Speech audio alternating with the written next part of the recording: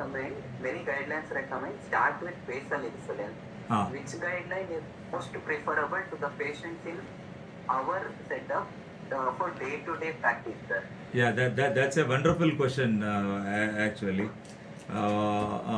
See, the international guidelines, most of the international guidelines, they ask to start with a simple, convenient OD dosage like the basal insulin. The concept behind initiation of this particular the insulin is with basal insulin is only like this is to fix the fasting first. The concept is 3 F's. F.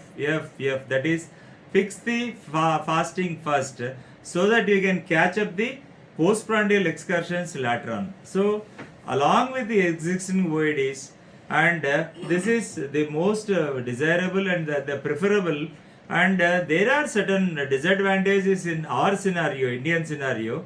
Because the fasting is anyway controlled with the basal insulin, because the HbA1c is based on both the fasting plasma glucose and the postprandial plasma glucose. The sum up of this is the glycated hemoglobin.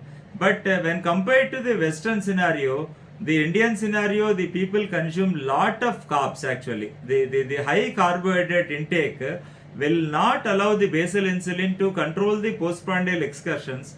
So I would rather suggest either you put the patient on the OADs which take care of this the prandial insulins, and to start with a basal insulin, that is to start with, and naturally you have to, there are 3 phases of the steps in the insulin initiation. The one is the initiation, and the second is the titration, and the third phase is called the intensification. That is a step up therapy, like wherein you have to go for you need to add the basal plus instead of basal after some period of time where you fail to achieve the desired glycated hemoglobin of around or less than 7% of A1C with the basal insulin and the existing OADs, that may be the metformin and the combination of sulfonylurea and either the thiazolidine dians, or if it is not contraindicated, then cautiously I tell everyone, if at all you have to start this pioglitazone, better the funda is lower is more physiological. That is, you start with 7.5 milligram of pioglitazone once a day, and the best thing is you have to rule out all the volume overloaded stages where, because along with the insulin you are not supposed to combine this particular thiazolidine dian as per the recommendations, because it may precipitate pulmonary heart failure, and the volume overloaded stage is something like a tip of iceberg. Sometimes we can see the tip of iceberg, sometimes we don't even see the tip of the iceberg, and there will be a huge volume overloaded stage in the body. In the busy practice, if you choose to start the pioglitazone, and you have to be very very cautious after ruling out all the volume overloaded states only, after you take the serum creatinine and you have to calculate the estimated glomerular filtration, you have to take the baseline ECG, you have to take the 2D echo to rule out the heart failure, and any volume overloaded state is a contraindication for pioglitazone. And after that the alpha glucosidase inhibitors are there. In our scenario, I am telling all the time it is in the Indian scenario, not in the Western scenario or the latest guidelines which recommend you start with metformin, you add SGLT2 inhibitors, you add GLP-1 analogs, where the atherosclerotic cardiovascular disease predominates, or the patient is at risk of atherosclerotic cardiovascular disease or at risk of heart failure. Either you can use the SGLT2 inhibitors or the GLP-1 receptor agonist, or combine both. This holds good for the Western scenario where the insurance system is much prevailing.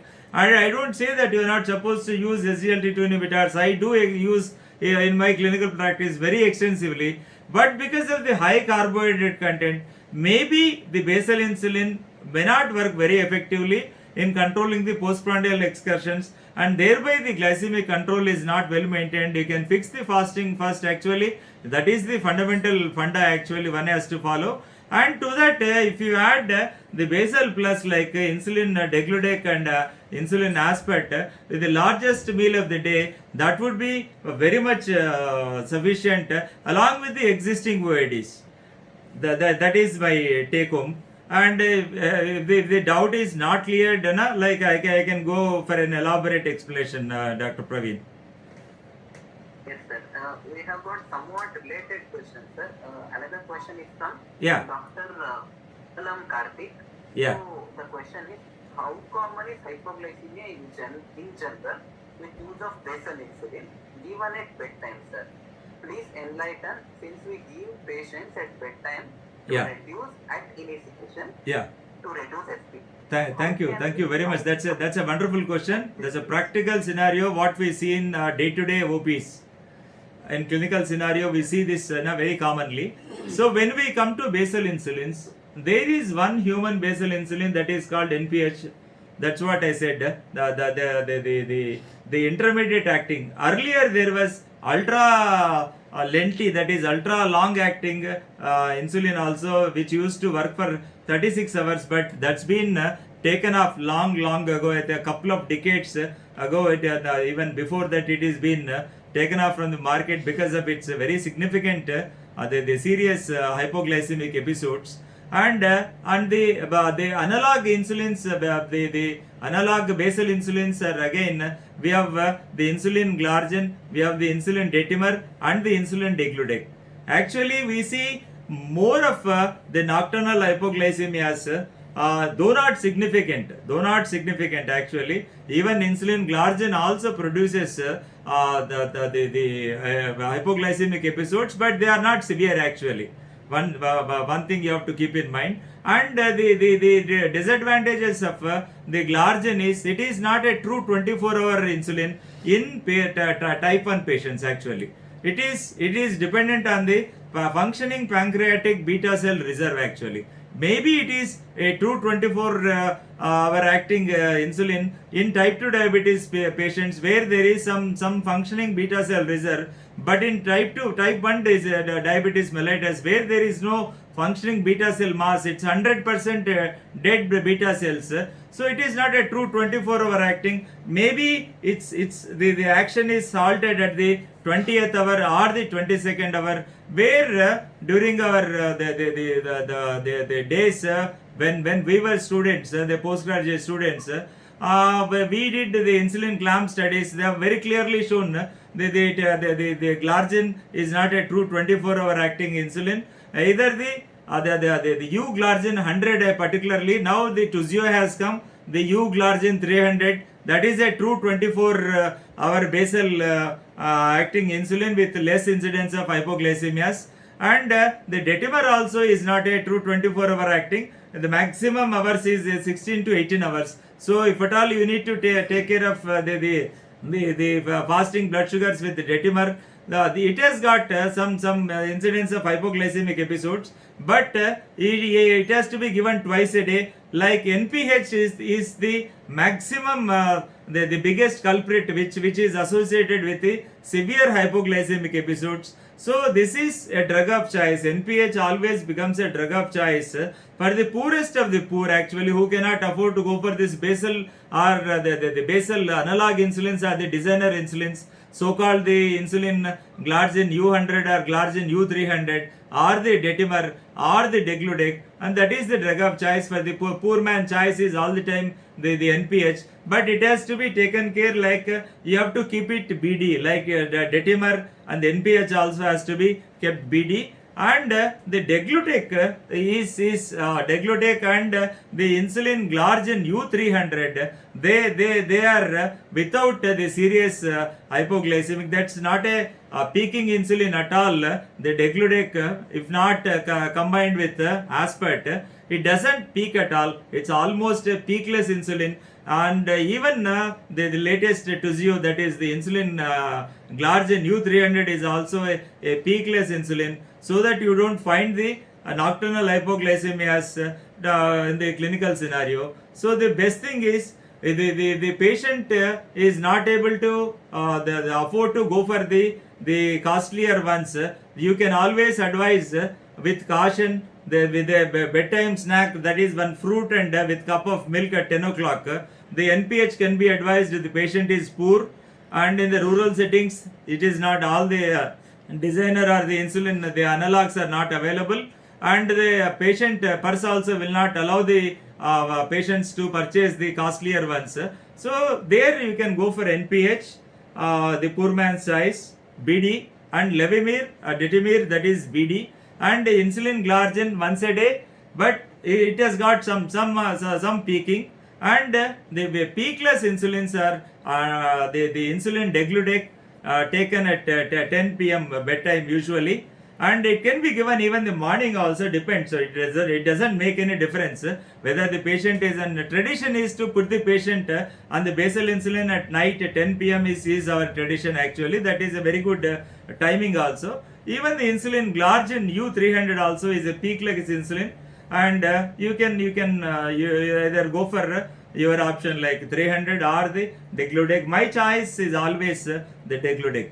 I've got vast experience with the degludec, and I had never come across with this hypoglycemic episodes with this, unless otherwise the patient is on the high doses of sulfonylurea. That's what. If the patient is on insulin, please try to withdraw pioglitazone, because they should not be combined. Either the insulin, whatever it may be, the basal insulin or even the low dose pioglitazone, whatever it may be, the 7.5 or 15 mg or 30 mg a day, or even the maximal dose is 45 milligram. If the patient is experiencing hypoglycemia, you have to reduce the dose of the sulfonylureas, the insulin secretagogues. That's what either the second generation, either the glibenclamide or the glipizide or the glyclazide, or the third generation glimepiride also. You need to be vigilant so that they are liable to cause the nocturnal hypoglycemias when taken with the basal insulins actually. And designer insulins per se,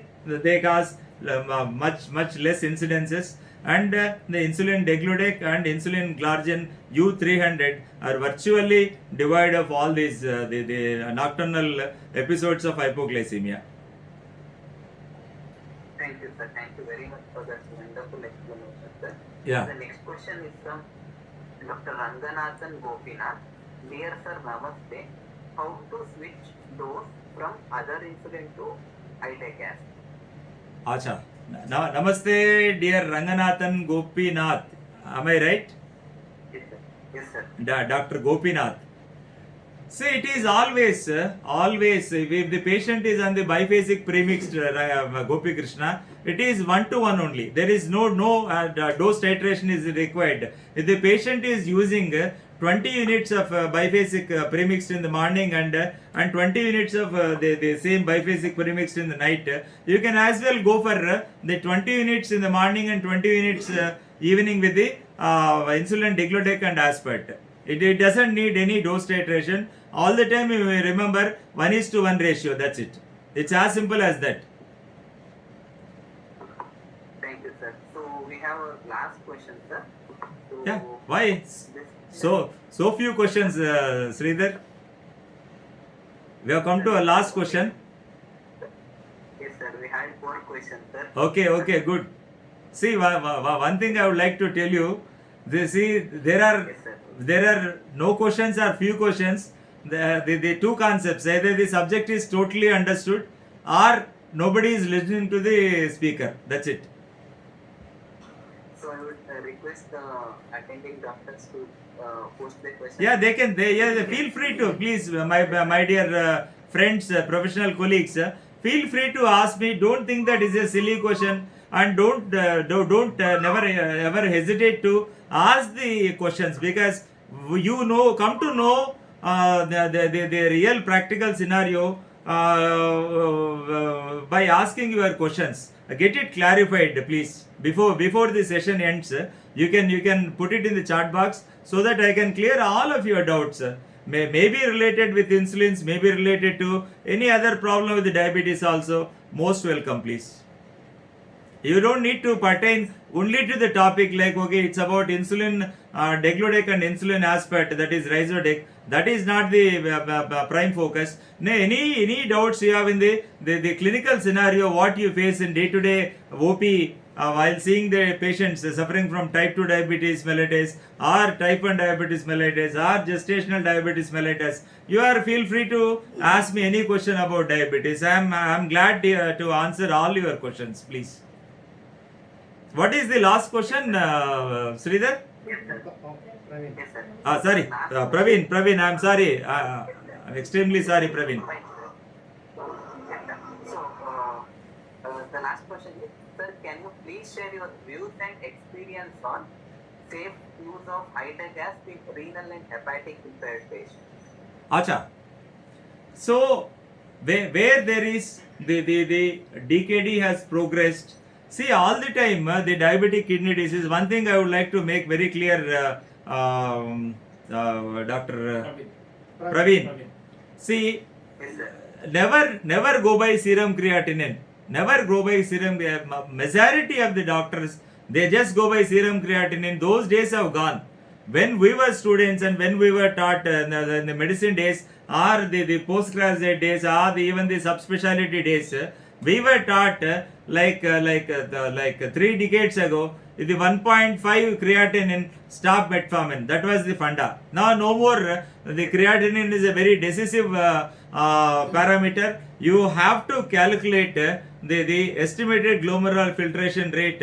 Then only you will get the value. And it's a very simple calculation. There are multiple formulas you find in the net. In the Play Store, you go. The best I follow is and what is suggested by the international my speaker colleagues. Actually, what everybody suggests, even the nephrologists also, what they suggest is the EPI CKD, the modified 2009. That is the best the EGFR formula. What we see, it has got only fewer, like okay, you need to enter the serum creatinine. You used to enter the name, whether female or male. Enough. You calculate, you get the EGFR. So all the time you go by the estimated glomerular filtration rate to decide or to label that the patient is in stage 1 DKD or 2 DKD or 3A or 3B, 4 DKD or 5. That is, so if you can label the patient like the stage of the diabetic kidney disease and even the chronic liver disease also, it is a very safe drug, the insulin degludec aspart. And some school of thought, they say that insulin all the time is carcinogenic. It is never carcinogenic. We don't know so far. There is not even a single proven case. Because you take the origin trial, actually I was one of the principal investigators. It was an international study which went on for 7 years. It never showed the insulin glargine, never showed not even a single case of the cancer incidence in the 7 years period. So insulin is considered to be very safe. You don't need to worry about the usage of insulin in chronic liver disease, so that people think that it is going to precipitate the hepatocellular carcinoma, and it is very safe. Only thing is you have some unexplained hypoglycemias in the diabetic kidney disease or the renal failure. As the stage progresses on from 3B onwards, you have to be very cautious. From 3A until 3A you can be like ensured. From when the EGFR goes below 45 ml per minute per 1.73 square meters of the body surface, you have to be cautious. And when it goes below 30, you have to be more cautious. It goes below 15, that is end stage renal disease or end stage kidney disease, you have to be very cautious, because the patients even without any medicine also, they just tend to get into the unexplained hypoglycemias. Only thing is you need to take care of the hypoglycemias, the unexplained hypos. With whatever the insulin you use with caution. You counsel the patient, you ask them to take frequent small meals, like divide into 6 meals, and major 3 meal, and the mid morning snack, and the evening snack, and the late dinner snack, that is called late night snack, that is at 10 o'clock. Thereby you can safely use the insulin degludec and the insulin aspart combination, the rhizodec, once a day, or if the patient requires even the BID also. very safely either in the chronic renal failure or in the chronic liver disease. We have a related question, sir. Yeah, carry on. Yeah, yeah. Dr. Viradam Karthik has asked, sir, is Karthik. therapy in patient? Yeah. Dr. Sir, Karthik, okay, yeah. Okay, sir. In patients with DKA, in type 1 and type 2 diabetes mellitus, how to calculate and which type of insulin is best in these groups? Acha, okay. You just wanted to know about the dosage calculation. So the diabetic ketoacidosis is rarely seen. First of all, the very rarely seen in type 2 diabetes mellitus, unless otherwise it is associated with some precipitating factor, like the commonest is being the infection. Unless otherwise the patient has got infection in type 2 diabetes and has stopped all the drugs and the insulin and OADs, everything is being stopped and lands up in some sort of infection, then only you find the patient of T2DM getting into DKA, or else you rarely see the patients of T2DM. I have seen in my 3 decades of clinical practice, the patients with T2DM walking into my chamber with 500 of postprandial, 600 of postprandial, or even 700 milligrams per deciliter of blood glucose levels, with so much of high that they even the A1C meter also shows sometimes more than 15, and this the ketone bodies are absolutely negative.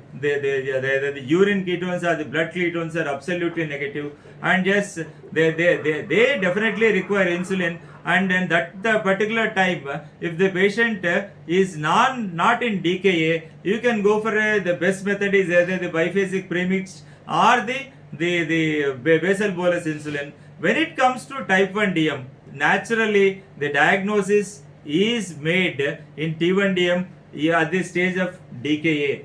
So it's an acute disease actually, whereas the T2DM is a very chronic. Both are very progressive. By the T1 DM to start with, there will be some pancreatic beta cell reserve.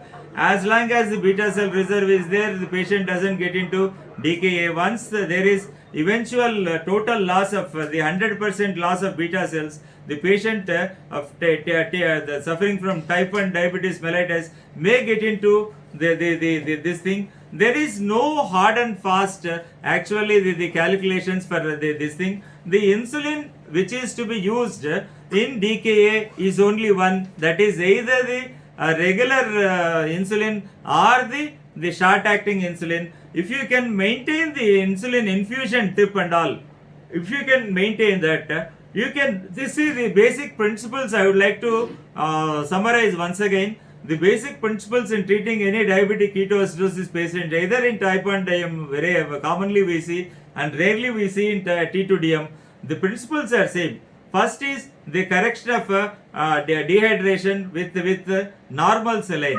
Nothing is to be used except the normal saline. That is the first point, take home message. Second is the replacement of the insulin actually in the form like you can mix the short acting insulin. It doesn't make any difference between the analog and the rapid acting analog, the insulin aspect, the rapid acting, or the short acting like the insulin actrapid what we use commonly. It doesn't make any difference when you are giving an insulin drip. You can mix up this particular 10 units to start with in 500 ml of NS, and you run it to that extent that when the patient reaches the blood sugar level of 250 milligrams per deciliter, you have to be very cautious, and you should all the time use the 3-way cannula so that you see to that the patient doesn't get into hypoglycemia. You need to even start the dextrose also, the 5% dextrose also at the same time, so that after you reach this the reasonable glycemia, you can stop the parenteral insulin drip, and you can switch over to subcutaneous insulin. If you cannot maintain, you are in a rural setup, you don't have the facilities and the 3-way cannula is not available for you, So you can as well go for the rapid acting or the short acting straight away the subcutaneous. You can make it. You start with 8 units and 8 units and 8 units 3 times, and never go for any other insulin in DKA. The only insulin is the either the short acting, that is Actrapid, or the rapid acting, that is insulin aspart. And as long as the patient is maintaining this, you can go subcutaneously. And third is the correction of the electrolyte imbalance. Like mostly we need the potassium wherein the patient presents with hypokalemia, and sometimes even the hyponatremia, we see the hypochloremia also. But the most often what we see in this thing is only this the hyperglycemia associated with dehydration, associated with dyselectrolytemia, are the three major components which have to be addressed very properly. And you can add 1 or 2 ampoules of KCl actually, and you can run a drip actually. So that's going to correct the electrolytes and correct the dehydration by plenty of the parenteral normal saline 0.9% only. And you correct all the time the insulin should be rapid acting or the short acting. You cannot go for a biphasic premixed insulin. You cannot go for a basal bolus insulin. You cannot go for a basal plus insulin. You cannot go for a basal insulin in DKA. Is that clarified or you just, if it is not clarified, you can post your question again. Sir, thank you very much for that wonderful explanation. Sir, we have another question, sir. Yeah. Sir, how to manage diabetes in frank dementia patients? Because we do not have any idea about their food intake, especially in elderly patients. Yeah, elderly patient with either the Alzheimer's disease or the presenile dementia. What the question is? Yes, sir. Is that okay? Either it is frank Alzheimer's or it must be a presenile dementia, wherein the patient has got diabetes, and wherein the patient we don't know when he takes the food, when he doesn't take the food.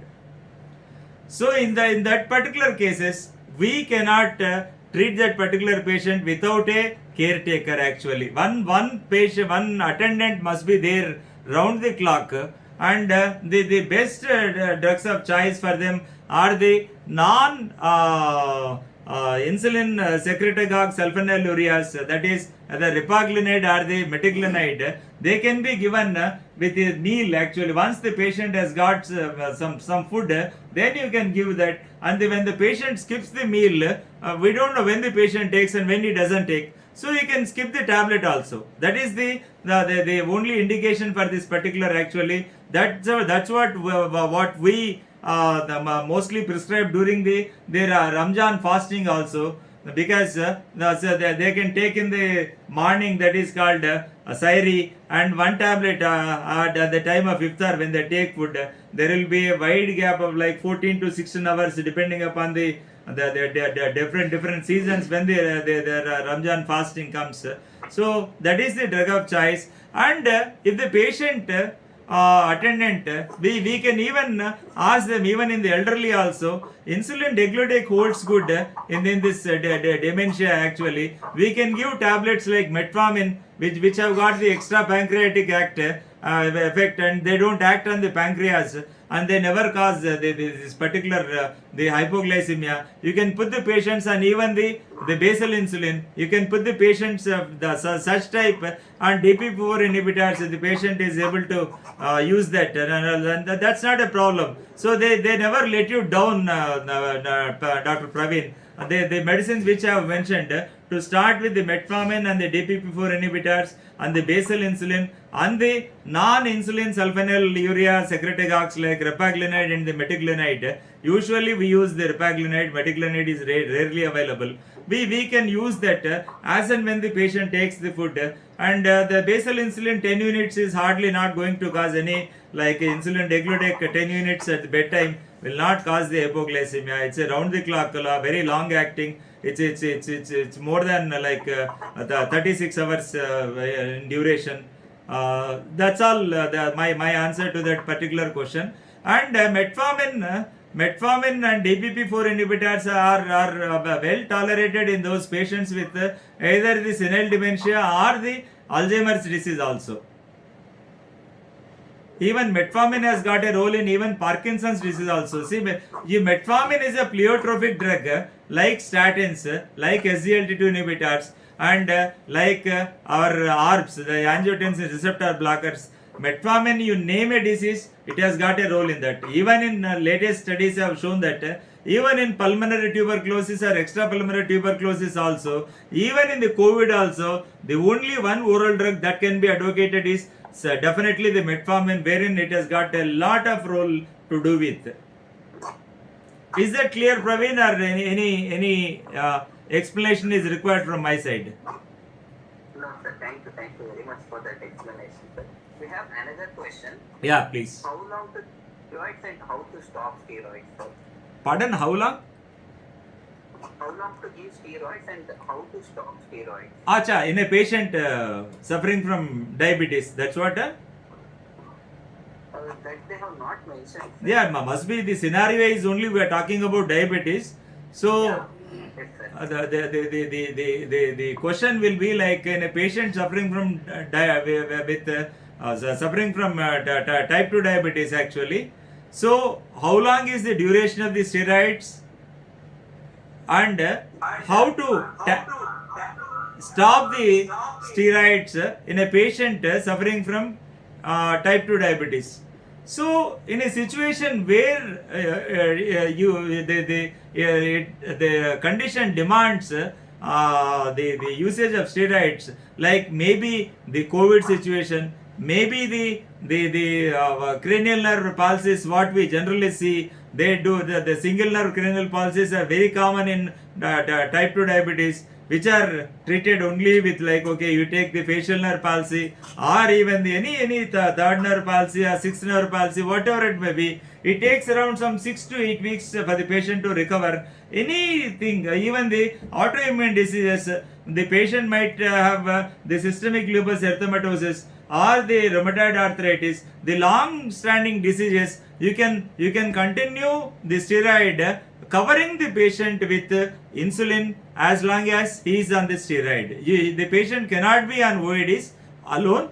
Along with OADs, the patient has to be on insulin definitely for a very long-term therapy. If it is a short-term therapy like COVID, okay, very short-term therapy like cranial nerve palsy, it's around some hardly we give the therapy for 4 to 6 weeks of steroids, wherein you can start with like methylprednisolone you want to start, or the deflazacort you want to start, any steroid you can go with the highest dose, like you can go with even the 60 milligram BID or 40 milligram BID or methylprednisolone 30 milligram the BID or TID, you can go with that, but only thing is you have to match that particular spikes of hyperglycemia with the appropriate dosage of insulin. The prompt insulin for that cases is only iodic acid, which will cover all the spikings of that particular the steroid induced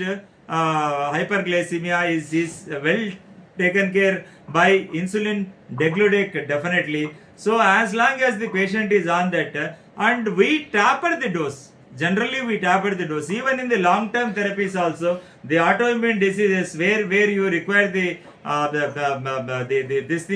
steroids, maybe the inhalation steroids in bronchial asthma or the hyperacute asthma where you have to give the steroids parenterally also, you need to cover the patient with the best insulin like insulin degludec and aspart, and then only you can before that you have to start this insulin, then you can start that, and a tapering dose is required as far as this particular steroid that you all of a sudden, because that alters the body total metabolism, that takes the patient's hyperglycemia to the skies, and that takes the blood pressure to the skies and all. That is called the steroid effect. So to counter that, we need to have a smooth landing of the steroid withdrawal by tapering dose, that is the 30 milligram methylprednisolone TID, you after 5 days you come to 30 milligram BD, after 5 days you come to 15 milligram BD, after 5 days you come to 15 milligram OD, after that you make it half for 5 days, then stop. And once the episode is over, like even the facial nerve palsy or the COVID scenario, where it is very much the game changer in COVID 19 is only the steroids, nothing else. And off late, day before yesterday, only the US FDA has said you can use remdesivir. That's it. So this is how you have to you start the steroid under the cover of insulin, basal plus insulin BID, and you continue it. And as long as the patient is on steroid, you have to continue the insulin to see that there won't be any hyperglycemic spikes, and smoothly you should land like the flight takes up so smoothly and lands up so smoothly. So we need to have a smooth takeoff and a smooth landing. And once the patient is totally like about a couple of weeks after you stop steroids, if there is no requirement of insulin, you can as well discard the insulin and get back to your normal the OAD regime and all. Is that clear, Dr. Praveen?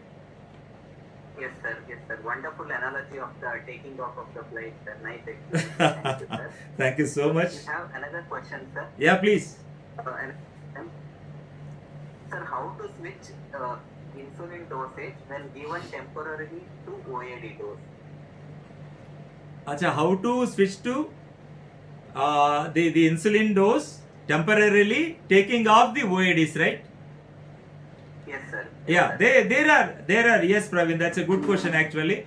There are certain conditions where the patients who are suffering from type 2 diabetes mellitus, they demand the discontinuation of the oral anti-diabetic medications, and they have to be on only insulin, like the patient before surgery, during surgery, and after surgery. That is preoperative and intraoperative and postoperative. He has to be only on insulin. You have to stop all the medications for the fear of metformin, also for the fear of lactic acidosis. When the patient is in hypoxemia, we cannot use that, and all the OADs must be withdrawn. Like any infection, like starting with this particular diabetic foot infection to any sort of infection, one needs, like even the COVID also, one has to stop all the OADs. In mild to moderate, you can continue the drugs what you are using. When it is become very severe, when the patient requires admission,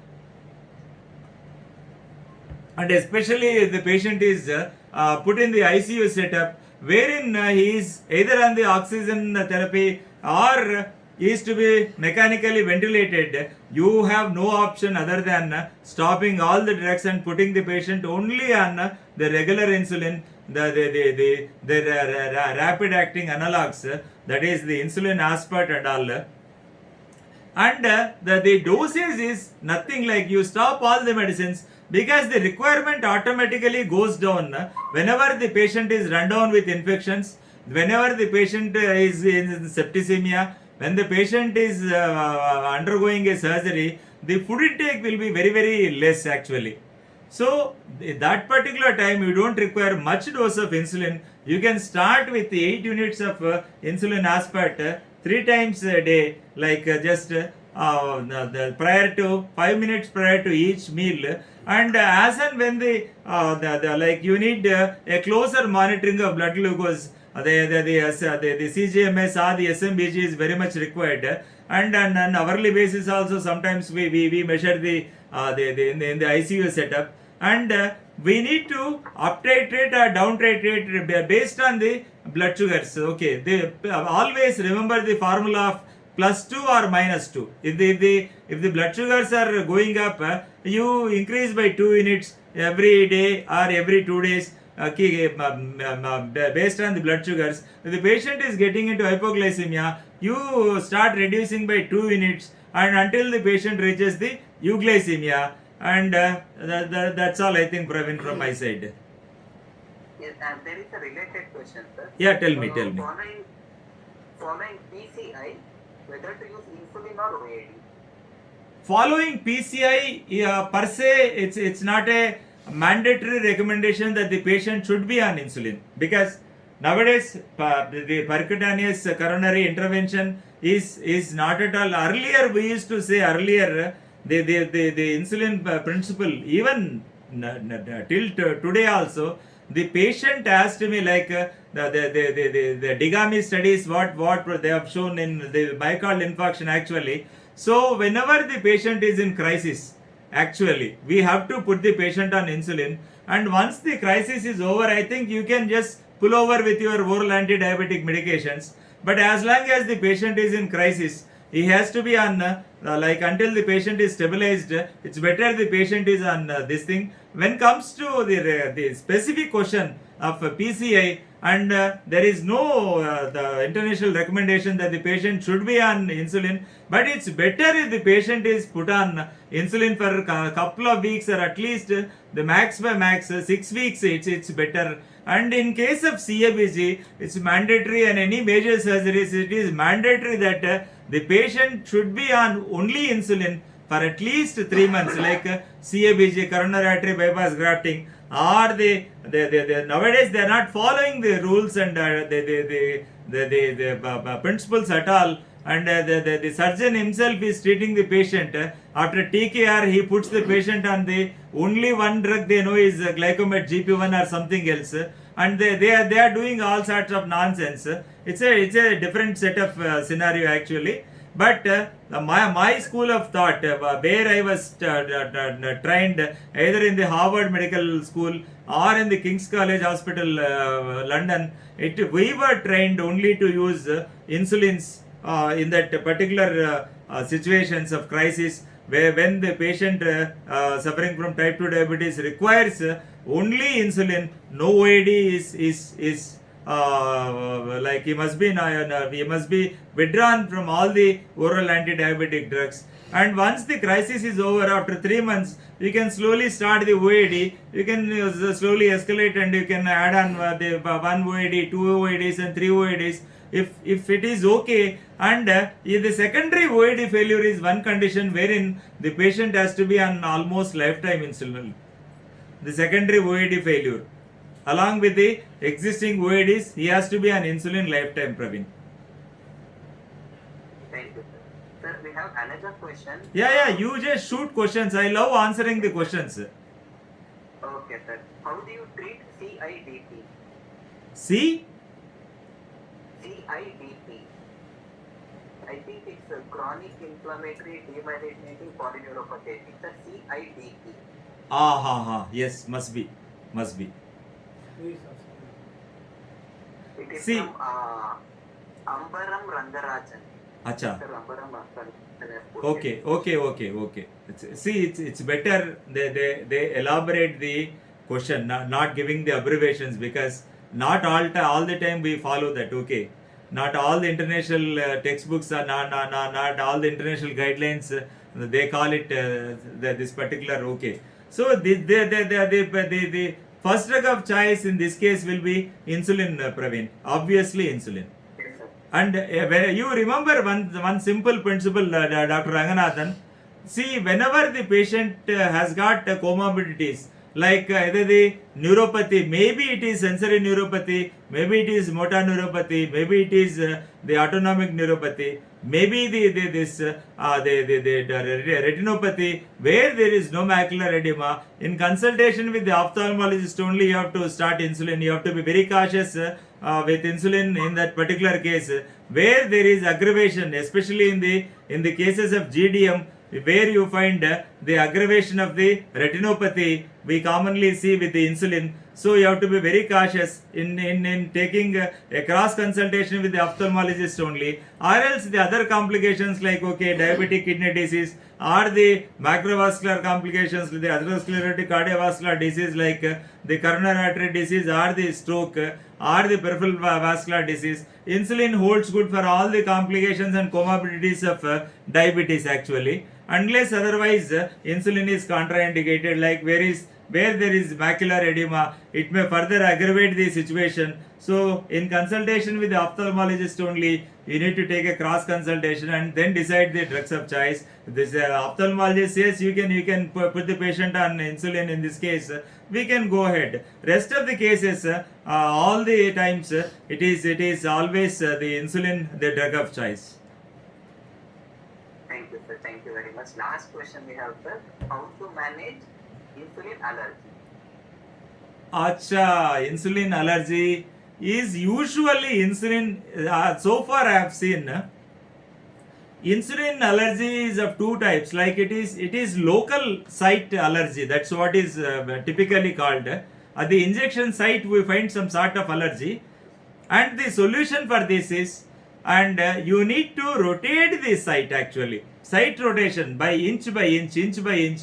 You find the rotation slide scales, Praveen. Nowadays, I think you people are only giving, and everybody must be thankful to Novo Nordisk, because not only for these services they are doing, not the services, and they have raised the levels of awareness of a primary care physician with regards to the fear of insulin. I have seen Novo Nordisk people educating with this. They have got NNEF actually, the Novo Nordisk Education Foundation, which was started, I think, in if I am not wrong, in 1997. I think they have started that, and they started doing lot of service to the primary care physicians and the secondary care physicians also, with regards to, because there was a lot of scare in those days actually. So insulin that's Novo Nordisk people have literally conducted several international sessions and the national sessions and the regional sessions and all the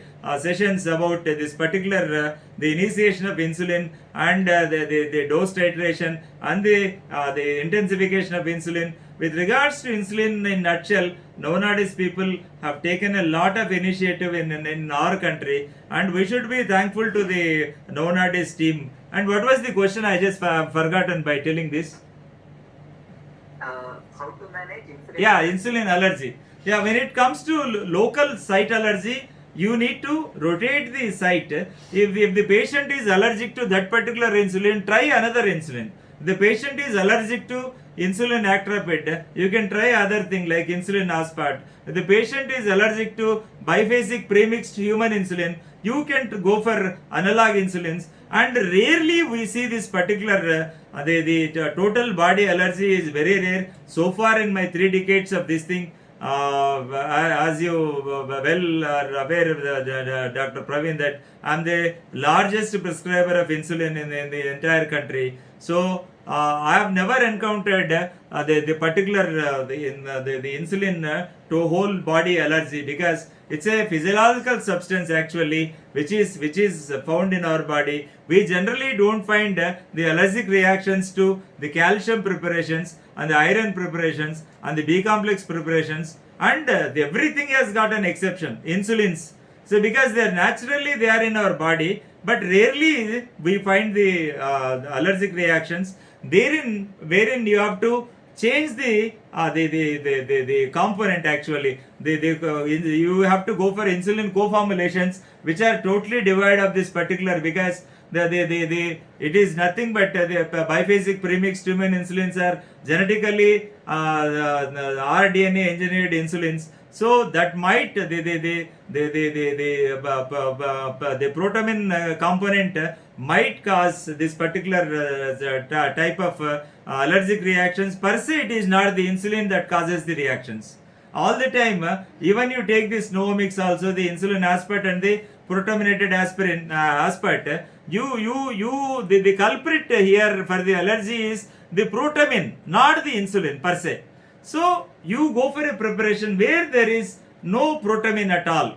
So like the IDEC as hold good in that particular condition, you can treat it okay. That's not a problem. You can give some antihistamine to have some temporary relief, and you only thing is required is the assurance, again the reassurance from the clinician to the patient with regards to this minor side effects. Insulin has got insulin is like it's a very good servant but a bad master. I tell you once again, it's a very good servant, but bad master like electricity. So it gives you all sorts of comforts, and if it is not properly been used, it lets you down by either the hypoglycemia, getting onto the seizures and the coma, like ma'am explained, and you may land up in either the stroke or the myocardial infarction, and finally we have seen the cases getting on to death also. So all the time try to be very cautious with this.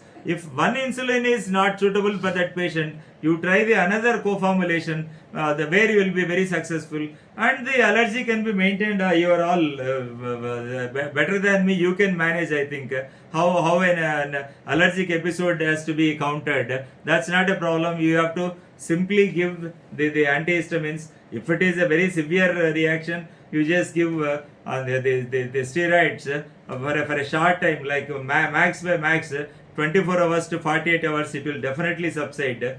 And that's not a problem at all in my clinical scenario of my vast experience of 3 decades. I have not seen that, okay. But you all the time, it's mandatory that site rotation, and whenever you initiate insulin, you have to at least you should take some 20 to 30 minutes of time to you have to devote your time to the patient to counsel regarding the how to inject the injection sites, and the how many days you can use that, how many days you have to change the needle, and about the site rotation, where the injection needs to be injected, and apart from that, if you get the local allergies and all, what you are supposed to do, you just have to report back to the clinician. And the last thing is, I have told already regarding hypoglycemia, you have to detail the patient with your counseling. What is hypoglycemia, how the symptoms will be when the patient lands up in hypoglycemia, and what measures you are supposed to take. That is rule of 15 into 15 into 15 is there. That is 15 grams of anhydrous glucose dissolved into water to be given. Wait for 15 minutes. If it is not required, again do the same thing. That is nothing but 15 into 15 into 15 formula. So like that, you have to counsel the patient. If you counsel the patient, I don't think there will be any problems, because these are all lifestyle diseases like diabetes, like hypertension, like heart attacks, or the strokes. These are all lifestyle diseases. The obesity, they need lot of counseling rather than the drugs actually. That's what I believe in, Praveen. Yes, sir. There is a related question, sir. Yeah, please. Patient has lipotrophy. Will it subside naturally? Pardon, I didn't get you, Praveen. Yeah, patient has lipodystrophy. Acha, lipodystrophy. Acha, it's lipodystrophy or lipohypertrophy is not at all a problem.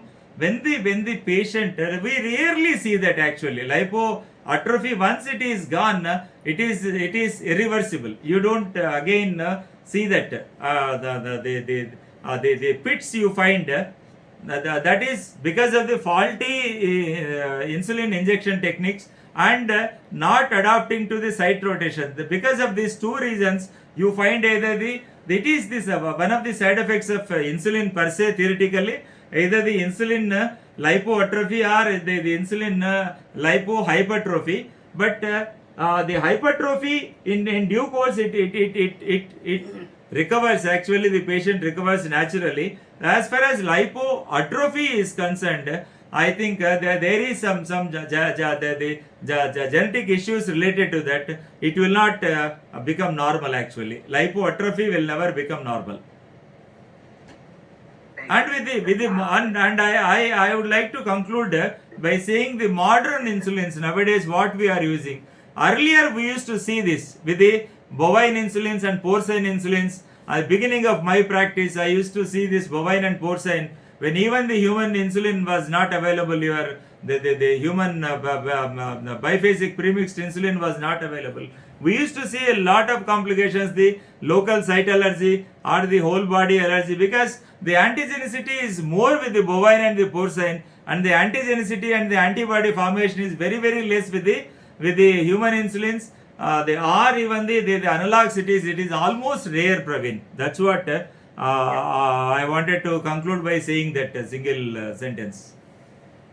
Yes, sir. Last question, sir. Yeah, please carry on. Yes, sir. Management of hypoglycemia is hypoglycemia unawareness, sir. Acha, management of hypoglycemia. Yeah, it is wonderful question. Actually, management of hypoglycemic unawareness.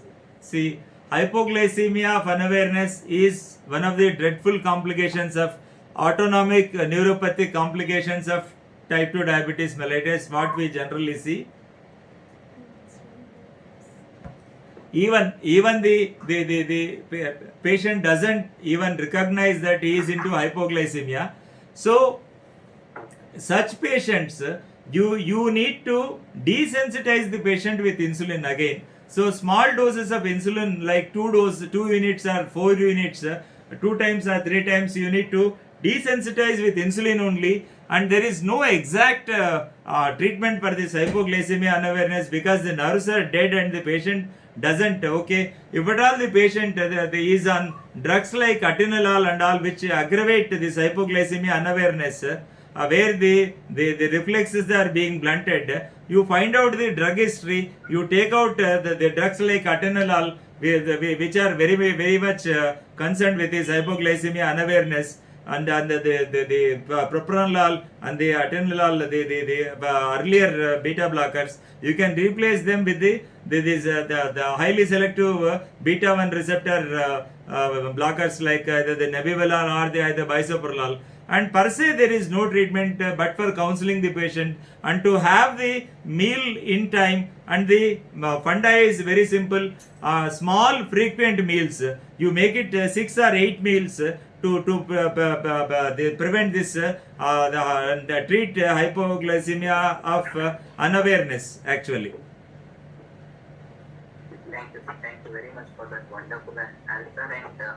And I am myself, I'm really thankful to you, sir, for all the question and answers, the way and how you have answered, sir. Like, it was a big learning experience for me also. Thank you so much, Praveen. Thank you so much. Thank you, sir. So with your permission, I would like to No more questions? conclude the session. So No more questions, sir. it started with 4 questions and it went on to more than a dozen questions. I think it's good that Yes, sir. it's good that my dear friends have interacted well. That's wonderful. Like I always get pleasure in answering the questions rather than the session. I enjoy the question and answer sessions, Praveen. So with your permission, can we conclude, Praveen? Sir, with your permission, sir. Because you are the moderator. I have to take the permission of the moderator. With your introduction, I entered. With your this thing only, I can wind up the session. And once again, I thank Nownodis people for giving me this opportunity, and for those who have logged in and have patiently listened to the sessions and very curiously they posted the questions. And feel free to ask me anytime. I am available and not an issue.